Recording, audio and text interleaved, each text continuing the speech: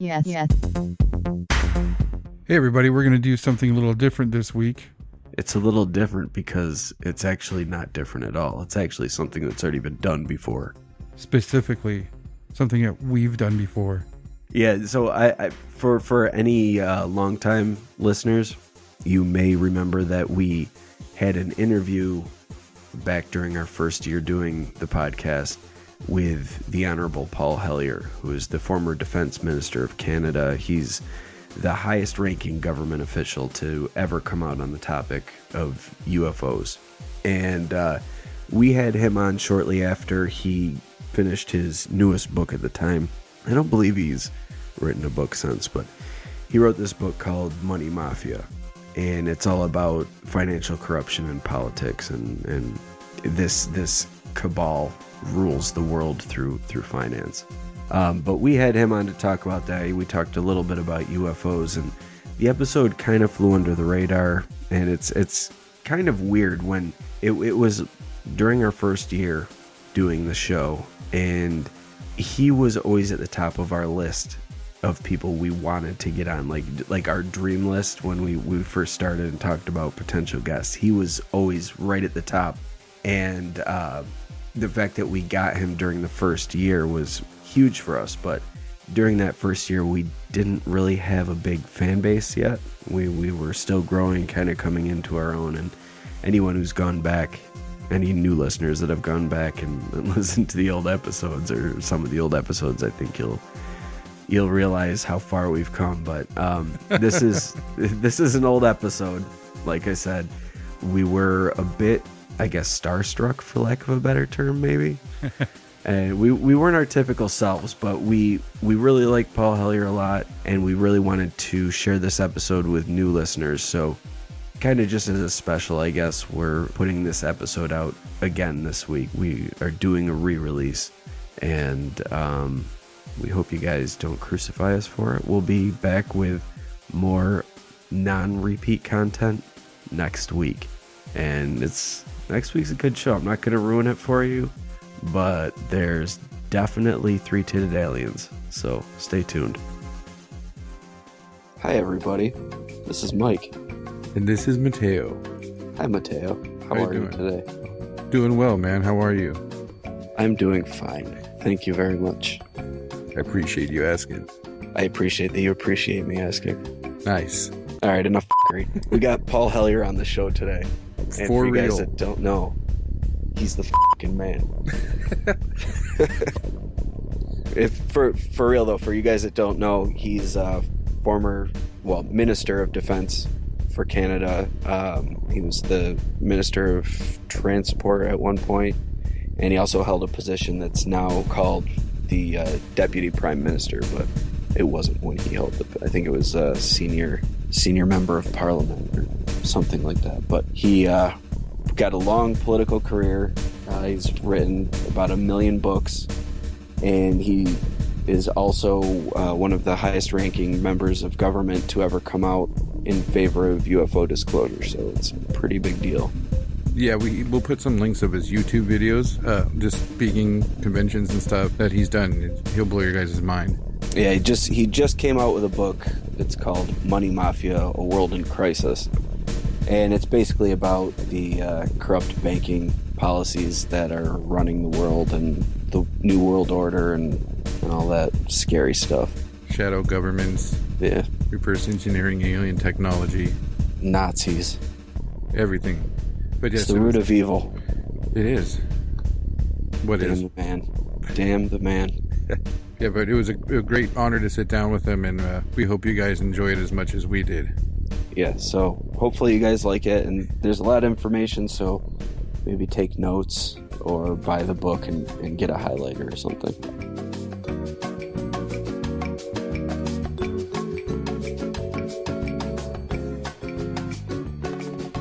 Well, everybody, today we have a very special guest. It's Canada's youngest elected member of Parliament, former Canadian Prime Minister of Defense, engineer, author, and hero of truth. Please welcome the Honorable Paul Hellyer. Mr. Hellyer, thank you so much for taking the time to talk with us today. Not at all. It's my pleasure. To start off, can you give us a brief rundown of your political career? Well, my political career was fairly long. I was first elected to the House of Commons in 1949, which is more than 65 years ago. And I became a cabinet minister 8 years later in the government of Louis S. Saint Laurent, which very few people would remember. Then we were in opposition for a few years, 4 years, and when Mr. Pearson formed a government, I was named Minister of National Defense, a job that I held for 5 to 6 years. And then there was a leadership convention, and Mr. Trudeau became the leader of the party and prime minister. Actually, I was in that contest, but lost to him.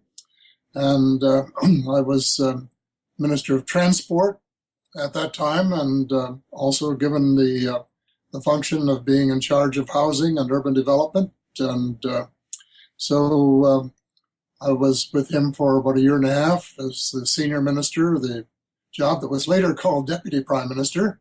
And then I resigned from the government in 1959 on a question of principle related to housing, which had followed a difference of opinion about the task force that I had led the previous year, and which I felt the government wasn't taking seriously enough.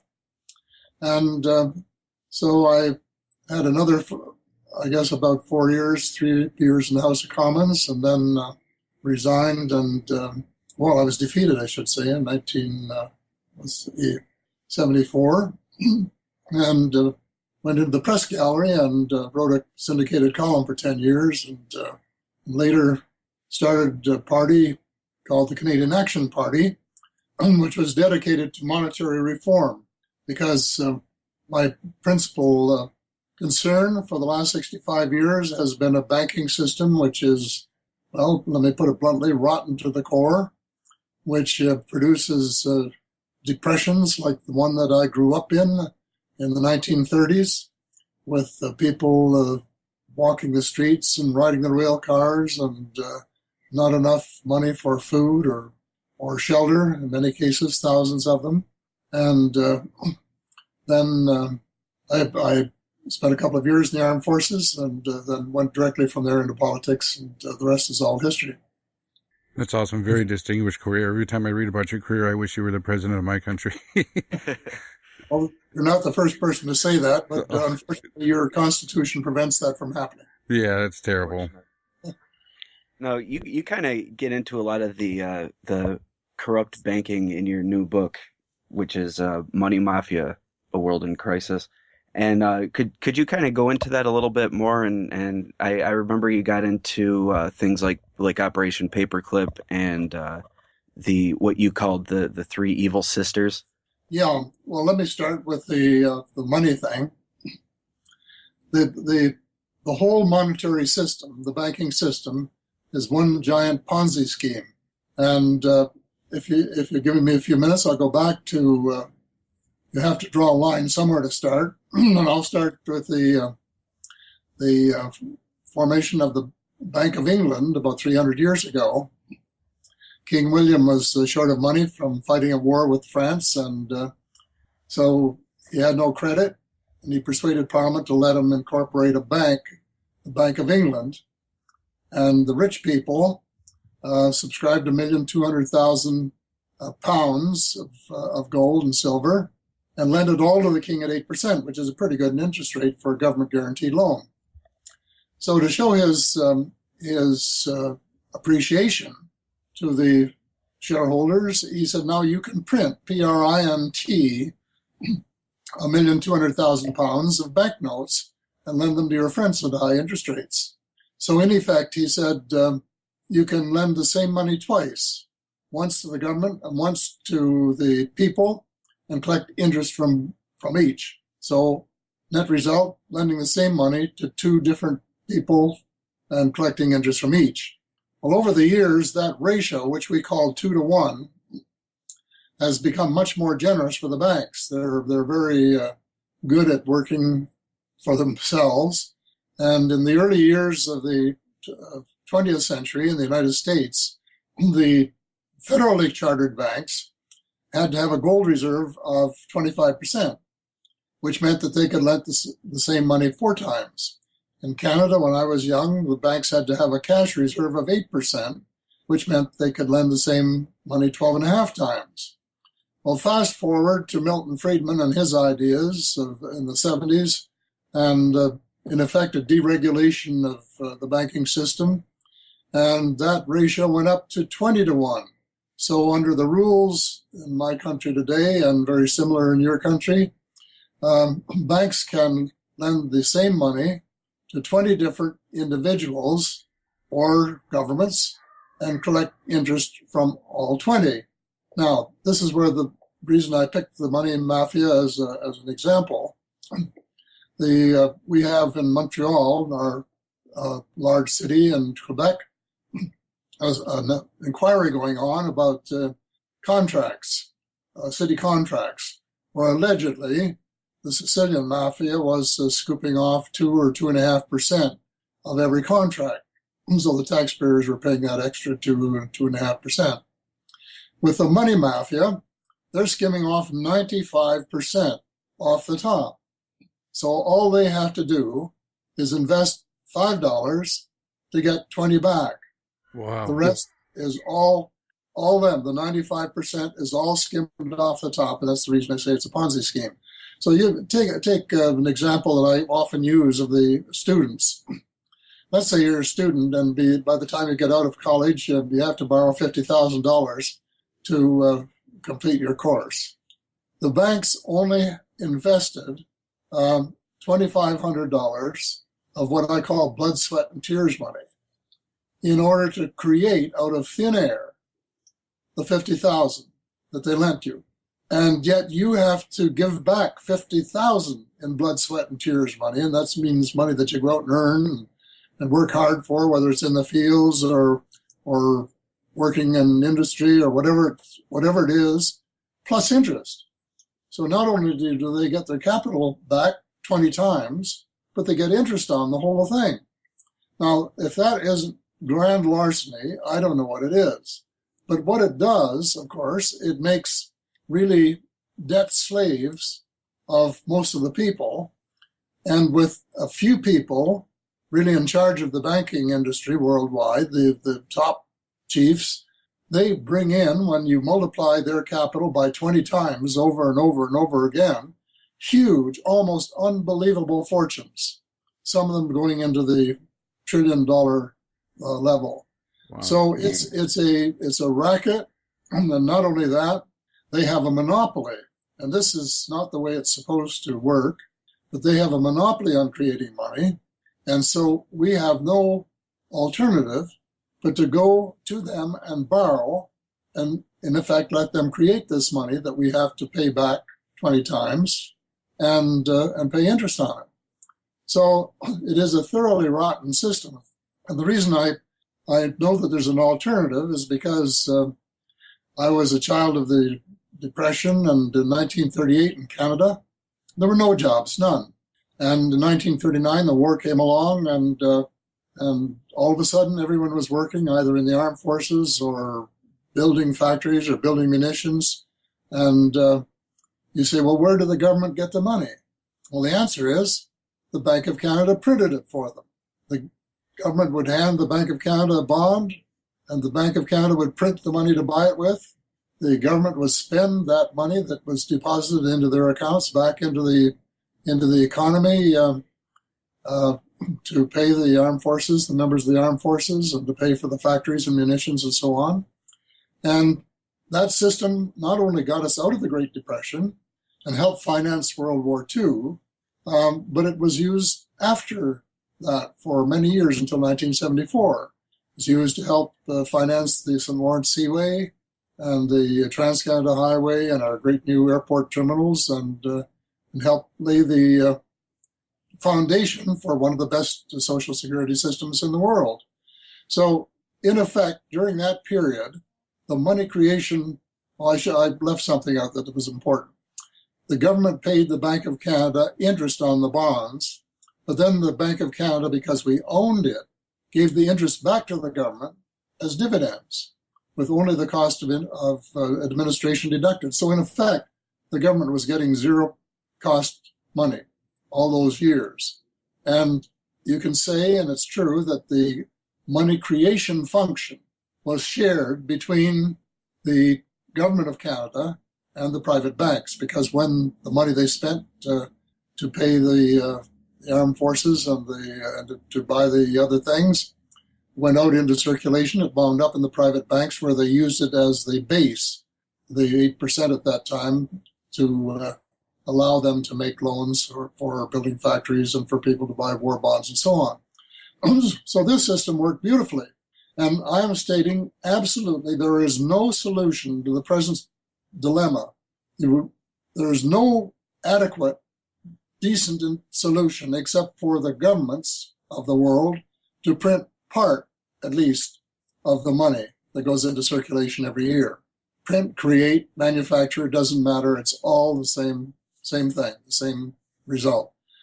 And I'm recommending in my book that they create 34%. And if they did that, that would be enough for all governments, your federal government, provincial, the state governments in the United States, provincial governments in Canada, and the municipal governments, to meet the legitimate needs of their people at lower tax rates than we have now, and to eliminate any need for further borrowing. On the contrary, if they followed the rule that I have set in my book, you'd be able to reduce your federal debt by about 30 or 35% over the next 7 years if this system was put into effect. And we required the banks to have cash reserves against their deposits. Now, it's very simple, and probably the problem with it is it's too simple for people to get their minds around. But if we don't do it, we're going to have high unemployment and lack of opportunity for a lot of people, which we're finding at the present time. There just is, the American dream is disappearing for everybody except the rich and their offspring and the fortunate who manage to find some new gadget that has a market. And the American dream is drying up, and we have a whole generation of young Canadians, 1 million young Canadians unemployed, who just have no real future to look forward to the way my generation did. And it does not need to be. Governments can do something about it. In the United States, of course, you have to start by undoing the terrible mistake that the Congress made 101 years ago by giving to private banks the right to create your money. A lot of people think that the Fed is owned by the people, but it's not. It's owned by private banks. And if you had hung on to the power to create your own money, you wouldn't have a 16 trillion or whatever it is deficit today, and you wouldn't have the people in Congress spending time and energy arguing over whether or not an extra trillion would make a difference, because there would be no deficit whatsoever, no debt whatsoever. But that's past, and the best you can do now is to get rid of the Fed, wind it up, establish a proper Bank of the United States owned by the people, and have it start creating, I would say, 34% of the new money every year for the government to spend into circulation and to split with the states 50-50 based on the population. And that would be enough to, take away the power of this money mafia to run the United States and run the world and decide who's going to get elected, and to end cycles as we've known them for the last 100 or 200 years, and to have a stable system. So now it's a big change, but it's absolutely essential for many reasons, not the least of which, until we do, the money mafia, which is part of what I call in my book the cabal, and really the apex of it, and their cohorts down the line in the cabal, are really in charge of the United States.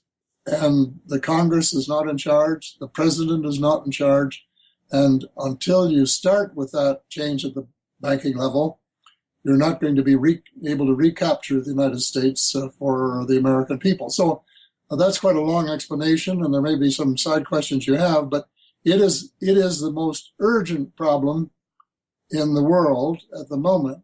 The second one being the most important one, then having the fiscal flexibility to wind up the use of fossil fuels and to change to exotic energy sources in a very short period of time, which I'd be glad to explain in a minute or two if you've got time.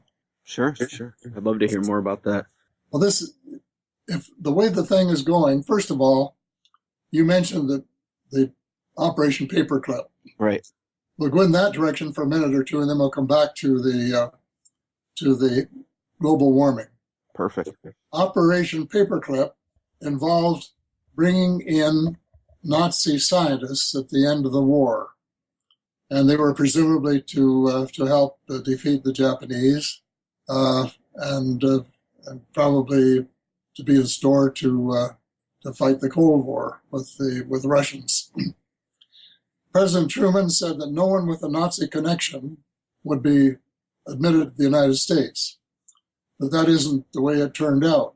The military and the CIA, who had these files, just didn't pay any attention, and they brought in hundreds of scientists, many of whom had a very direct connection to the Nazi Party. And there is some evidence that they brought in the extraterrestrials with which they had been working in Germany in the early 1930s, and that some of these were, first of all, they were the Operation Paperclip people were given new names and new resumes to make them look like someone else, and then they were installed in important positions across the United States. And one of the things they did in their cooperation with the military was to start retro back engineering, we actually call it, UFO crashes in the Nevada and Arizona deserts, Areas 51 and S4 and others. And what they were doing out there was so secret that General Eisenhower, they wouldn't even tell General Eisenhower what they were doing. So he had to threaten to send in the Third Army from Colorado if they didn't let some representatives of his go and see what was happening. So they finally capitulated and let the three of his close confidants go and visit those areas and come back and report that, yes, in fact, they were back engineering the craft that were able to fly outside the solar system and within the solar system, away from Earth, and trying to duplicate those, and the technology of all sorts, including weapon technology eventually. And one of the three just made a YouTube video, which was shown at the Citizens Disclosure Project conference in Washington a year ago, May. Richard Dolan had been the interrogator, and everyone was absolutely convinced that this was legitimate. He was telling the truth. Now, what happened, of course, was that in that realm, from the time the first crash occurred in Roswell, it was reported as a crash saucer, and it was in the local papers. But then the commanding general of the area put out a press release later that day, which prevented the Eastern newspapers from printing the original story, which appeared in the local press, that it was a flying saucer. And he said, no, it wasn't a flying saucer. That was, in fact, a weather balloon. And he had some fake stuff there that he had photographed and put on the press. That began a whole era of lying and deceit, which hasn't ended yet. So in your opinion, do you think that's where the cover-up started? I think that's where the cover-up started, yes. And there may have been some reason for it at the time. I'm not denying that, the people in that business at the time would have wondered whether the Russians were keeping up or ahead or what was going on. But there's no excuse for it now. There hasn't been any excuse for it since the Berlin Wall came down, for sure, when there should have been a peace dividend at that time.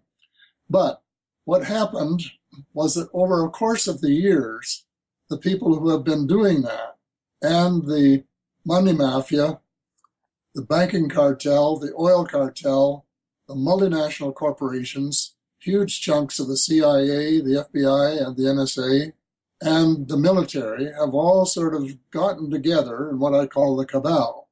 And they are what you call in your country the shadow government or the alternate government. And they, in fact, have been running your country for the last more than half century. Go ahead. Sorry. I recall a quote from Bill Clinton when he was asked about whether or not he looked into UFOs, and he said that there was a government within the government that's actually running things. Do you think that's what he was alluding to when he said that? Exactly. He said that he did not control it. Right. He was telling Sarah McClendon in answer to her question about why he didn't disclose. And that was the reason he gave. And he was telling the truth.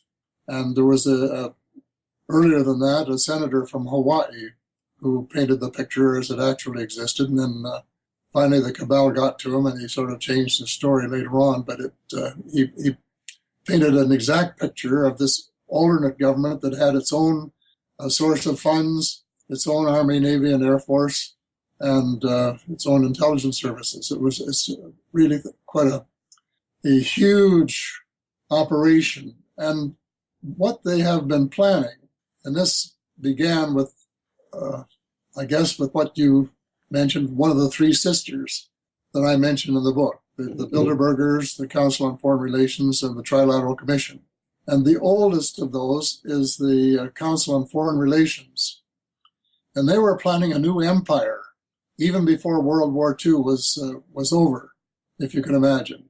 And it was going to be much greater than the empire planned by the Germans, which was huge. And this is still the plan, unfortunately. And we are hell-bent in the direction of what they call the New World Order.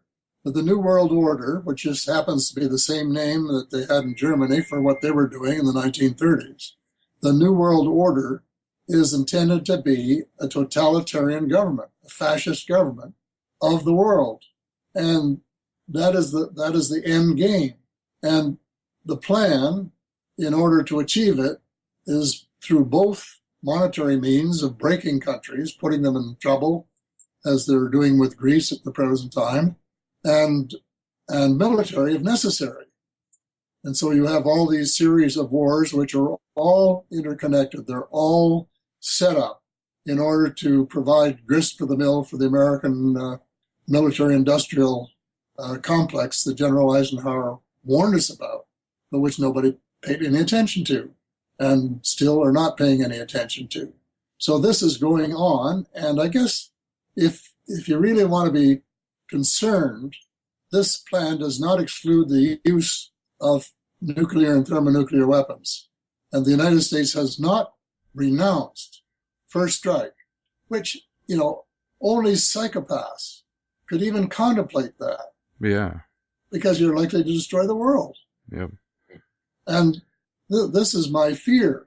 So what we somehow have to do, and this is what I recommend in the book, is to try and recapture the United States for Americans and to end this business of trying to take over the whole world and run it as a dictatorship, because that is not the way to go. And certainly the results of them running the United States for the last 50 years, as I quote a friend at the end of the book is pointing out, point after point, has not been good with all the things that have gone wrong. And if that's the best they can do, we don't want them running the world, that's for sure. So what is planned for us is to a very small elite group having all the money and all the privilege, and the rest of us doing the work for them. And as far as I'm concerned, that is just absolutely contrary to the whole idea of the human personality of each of us having the same, being given the same level of appreciation by our Creator, and that there's no reason why we should allow ourselves to become slaves of an organization which is greedy, power-hungry, and ruthless to the extent that they're just absolutely amoral. They don't care about anybody else. Now, we've reached the point of coming back to global warming. They control the forms of energy which could save the world from overheating. This, if you go back, I don't know if you've read. Have you read the Secret Story of the Extraterrestrials by Len Kasten? I have not, no. But it's a tremendous book. Again, if you can get a chance, why take a look at it. But he talks about, he mentions a number of people, and others have too, who talk about Michael Wolff, who had a very, very high classification in the United States government, so high that he was working in both Area 51 and S4 and so on all of these things, where they were doing experimental work, creating robots, and doing the same kind of medical experiments that the Germans were doing in the 1930s. And he said that, and this was in a radio broadcast, probably 15 years ago, that the people working underground in Nevada and Arizona had developed both cold fusion and zero-point energy. Well, personally, I have no doubt about that, but they're keeping it all under wraps. It's, I guess, part of the secret patents that you have in the United States, and there have been thousands of them since World War II.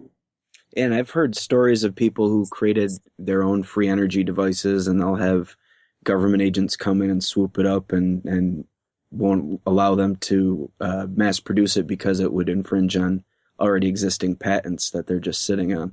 Yeah, something like that.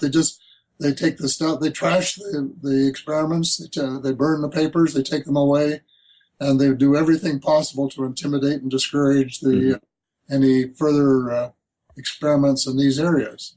But we already have the energy, we have the patents, all we have to do is pry them out. And one of the things that I'm going to recommend is that the president make a presidential order that the patents be released to the world so that we still have time to do something. In my previous book, I don't know if you ever ran into that or not, Light at the End of the Tunnel. Yes, sir. And I said we had about 10 years to stop the global warming in its tracks. Mm-hmm. And now in the present new book, The Money Mafia, A World in Crisis, I'm saying 3 or 4 years have gone by, so we've got about 7 years. And in that 7 years, if we cared about the future of the planet, if we really took seriously the fact that our house is on fire, as I call it, we would say we're going to change the power supply in every car, truck, boat, airplane, and house in the world in 7 years. Now, some people say that can be done, and I say it can be done if we really wanted to do it. And here I use my experience going back to World War II, where we took all of the car plants and the refrigerator plants and the washing machine plants and converted them into munitions. Well, all we have to do today is just the opposite, to stop starting these phony wars and to convert the manufacture of drones and ammunition and other kinds of killing machines and put that into making the little boxes that can be installed in a house or a car or a boat or whatever that would provide the power necessary for it to operate. And I know that it could be done. And as far as the disruption is concerned, that people talk about, of course there would be a disruption, exactly the same as there was in World War II when we went the other way. But we lived through it, and we wanted it because we were fighting a war of survival. And what we're talking about here is precisely the same thing, but on a global scale, rather than just a geographical scale, as we were in World War II. So it can be done, and it should be done. And as far as jobs are concerned, it would create billions of jobs all over the world. And it would be to create these little boxes, to install them, and then to start reforestation, to replace the trees that are burned off, especially in poor countries, to provide firewood and so on, because trees are the greatest storage bins for carbon. Mm-hmm. And if we really want to have a barrier against so much of the carbon that's being produced, stopping deforestation, especially in Canada and the Amazon basin and other places, that would be the way to go. So all of these things are possible if we had the political will to do it. But something has got to happen in the United States, and that is that the president and the Congress have got to take back the power over their country from this shadow government. Not going to be easy, but it can be done. And if you've looked at my book, you'll see where it's got to start right at the top and have a new oath that anybody is working in the real interests of the Republic, and if not, to let them take their leave from the position that they're in, so that they're no longer in a position of working in a way that's detrimental to the future of the United States, and equally important, in my opinion, speaking as a neighbor and a good neighbor for many, many years, is of the world, because the rest of us are all totally dependent on what you folks do down there. And we've got this situation now sort of winding up where we're trying to start another war with Islam, and our prime minister was quoted yesterday in the paper saying they've started a war. Well, they didn't start it.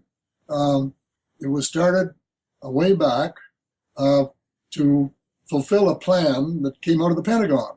It's called the Plan for a New American Century. I think you probably recall that. Yeah.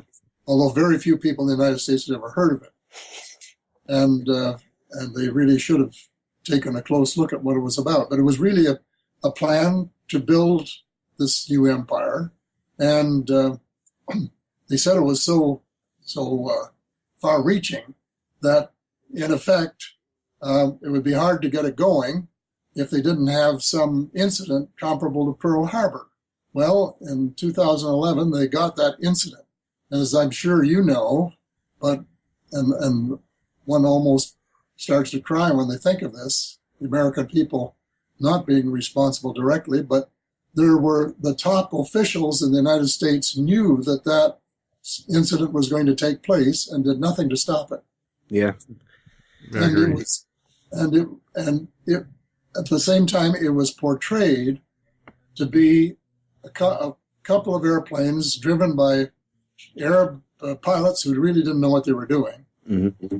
And that they somehow were able to bring down a couple of buildings that were built to withstand that kind of hit. And not only that, but all of the rest of the buildings in the World Trade Center. And it was never properly investigated, for the very good reason that the top officials did not want the truth to come out.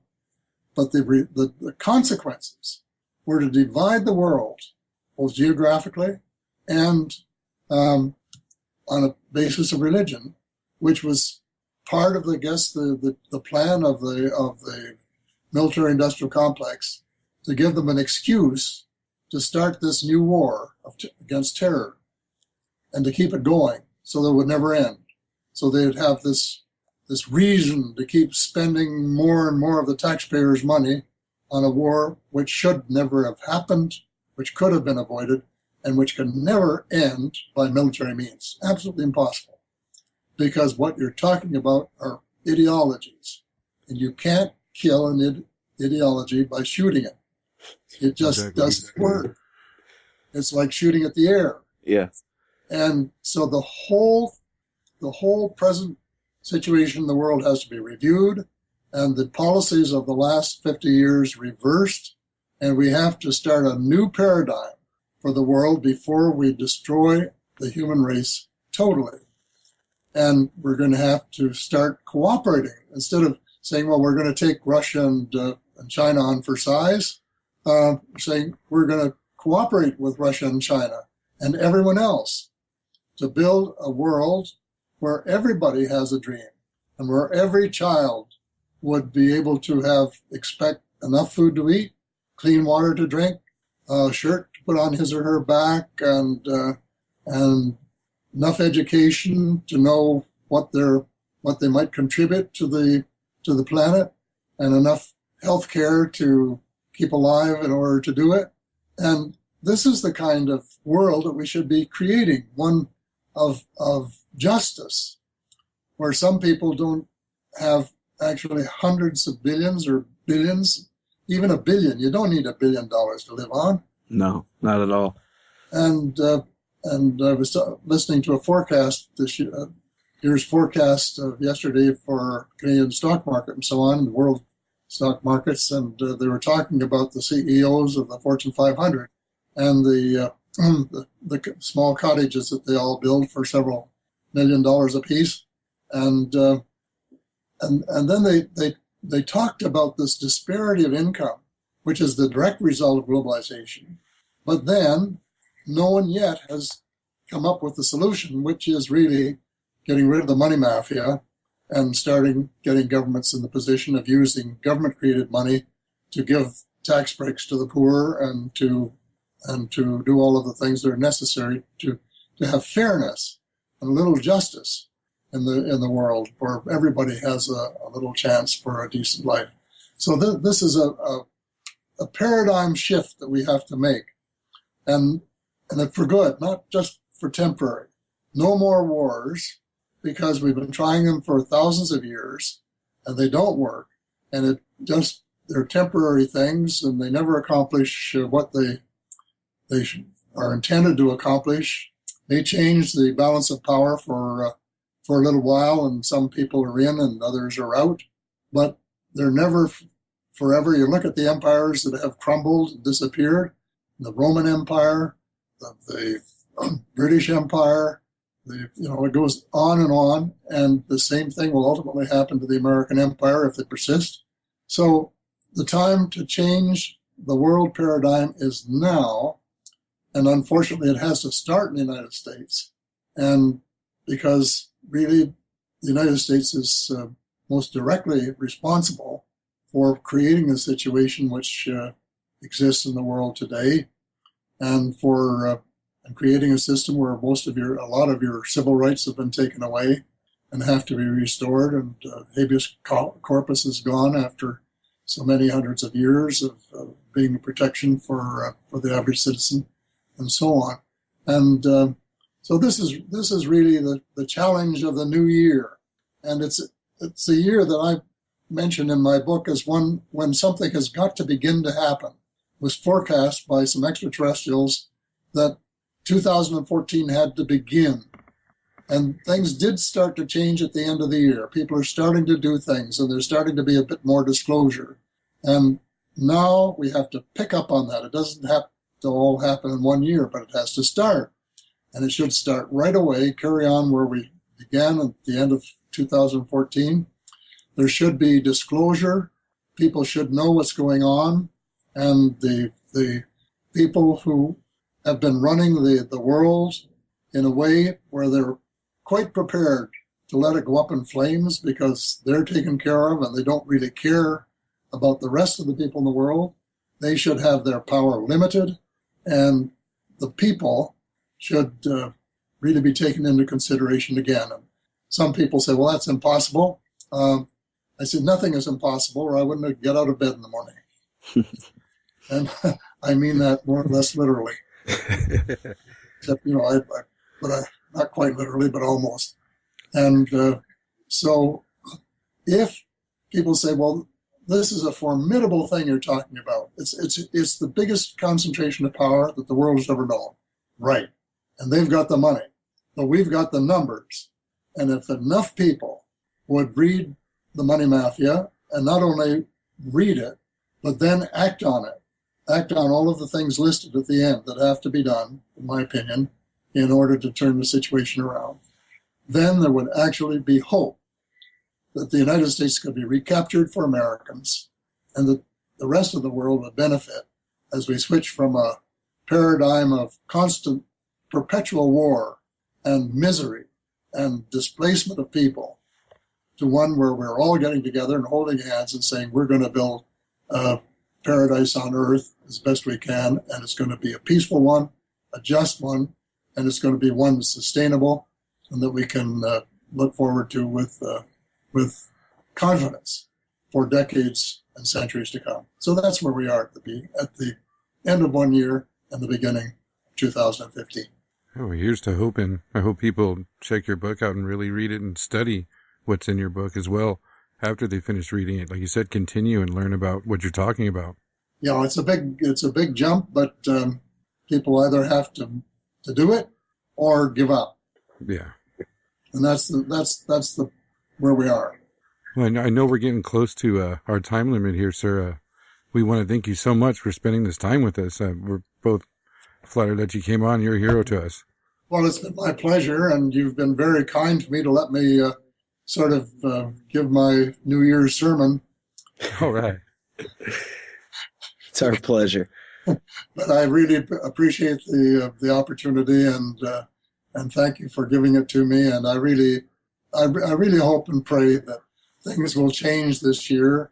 It will be the year of discovery, the year of hope, the year that restores the young people's belief in themselves and in the future of their countries and of their world. And I think it can be done. And just in winding up, one of the brightest things that happens in my life is I get emails every day, most of them from your country, from 15-year-olds, 17-year-olds, 18-year-olds, and 20-year-olds saying that they understand that they want to do something to change things. In other words, that they're looking to the light and they want to see something happen. And if enough of them do, something will happen. That's amazing. That's good to hear. I'm glad that they're not just all still stuck on MTV and trying to do skateboard tricks, you know? It's very encouraging. Yeah, very Many much are, so. but some are not, and they're the hope of the future. Yeah. So with that, I sign off, and thank you again for giving me the opportunity to express some thoughts this afternoon. Oh, thank you for coming on. It's been a pleasure, sir. My pleasure was all mine. Bye. Find the Whatcast on Twitter at the Whatcast. Find Mike on Twitter at Last Bone Stands, and find Mateo at Dreckface. All show notes, photos, videos, and links can be found at thewhatcasters.com. Thank you to the Honorable Paul Hellyer for talking with us, and thank you for listening. Have a great week.